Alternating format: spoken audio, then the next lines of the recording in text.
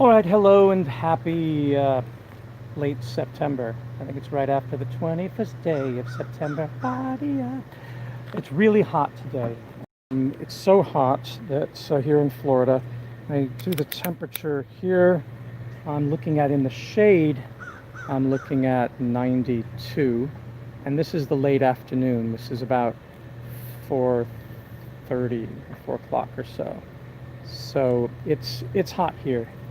And so what I'm experimenting with is a project that I worked on a bit last year and then abandoned. But I basically, me and some students dug a hole down there the size of an IBC tank, and we got down 7 feet, and then we hit water. And then we only went a few inches down below the water.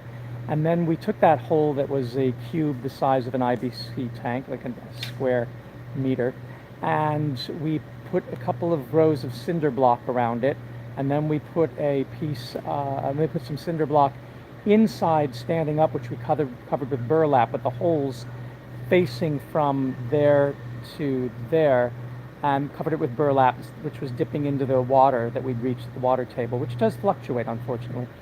And then we covered it with a piece of plywood, about a half-inch plywood, and then with the bottom part of an IBC cage, the metal part, just to give it some more strength, and then filled the whole hole in after putting in these 4-inch metal pipes.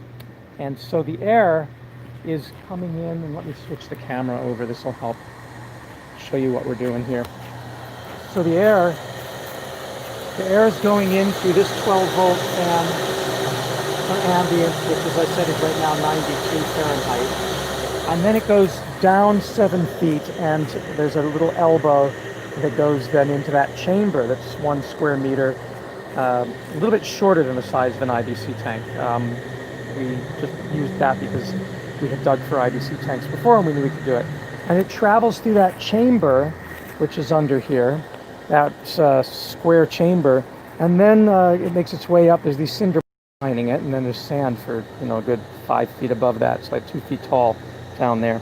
And then it goes through here and makes its way up that way. And then there's another 12-volt fan here, because when I tried to use just one 12-volt fan, it wasn't giving me any air pressure at all, I think because of the bends. And don't get me started about these corrugated, these things here. They just slow the airflow down to about nothing. So ducting doesn't work. And I had another powerful fan here that I was using, and it was too heavy and wasn't powerful enough, even though it was 270 cubic feet per minute. So I got these smaller ones, much lighter weight, because they wouldn't weigh this down, because this is just sort of taped into the window of the RV. This is a Big Gulp dust hood, a 4-inch Big Gulp dust hood from HomeDepot.com. I gotta keep fixing that up. And so that, you couldn't use a big fan and support that weight. So I got this little fan here, and so that's what I was trying to draw. Like I said, it didn't draw enough. Whoops, I just turned that off for some reason. How did that happen? What did I do? Oh, there we go. So how am I getting power? Well, I was using a solar-powered battery for the 12 volts, but it was not kicking out enough power. So now I'm wasting a bit. Of course, the entire property is solar-powered, so that's cool, thanks to the Bishops. But I'm going off of AC here in the RV, and with this extension cord, which I'm going to have to longer, I then go to an AC to DC converter right there, and then I go to this dual, banana plug, or I used to call them cigarette lighter plug thing, and then I've got my 2 switches, one going out to that fan and one going up to that fan. All right. So now the question is about how much is this going to help bring down the temperature inside should the air conditioning fail, which is quite possible to happen. And we were worried about that. We had a failure the other day, overloaded a circuit, and it uses a lot of electricity, whereas these use 2 12-volt systems that I think are pulling about, they can't be more than 6 amps.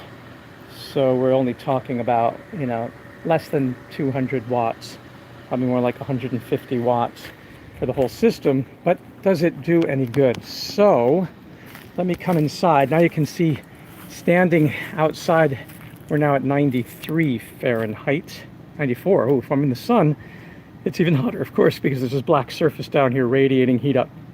So 94 and 92 in the shade. So we're looking at 94. And now I'm going to come in the RV and check out what we get. All right, so it smells a bit musty. It's not a strong wind, but when I put the probe right here into the screen, we see it begin to drop, and we're getting down to 86. Now 86, 85. About 9 degrees Fahrenheit drop. The hottest place, and about 7 degrees drop from the shade, which is where that's coming in. So you can see that out there. From there, it's coming in at about 92 and making its way out this way, and then coming into the room at 85. Now, is 85 horrible? Well, when I sit next to it, it feels slightly cool. At least it's not as hot as out there. Probably we will get better results in the winter time, because in the winter time, if we can have that ground temperature constant at about 85, that's going to be very nice for a very, very cold winter spell. And heating fuel is a whole lot more expensive in an RV than cooling, because you're using propane for the heater, and electric resistance heating is even worse. Compressors aren't as bad. So the air conditioning is one thing. When it comes to the winter, I think this is really going to show its value. But for right now, it's bearable to take the edge of the heat off should the air conditioners fail. So I think that's a positive result. What this does right up here. Hang on. Let's see if we stick it. Yeah, it goes up to 86, 85.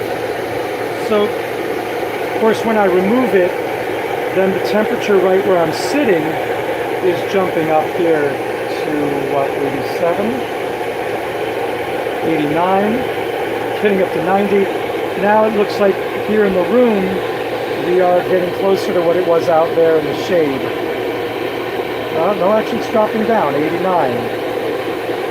So I'm not sure, we just started running it. Not sure how long this has to run to bring the ambient temperature here in the room down from the unbearable 92. So we're going to find out. So stay tuned, and we'll let you know. Now it's down to 87 where I'm sitting. That's pretty good. Pretty good. That's pretty promising. All right, we'll check back with you.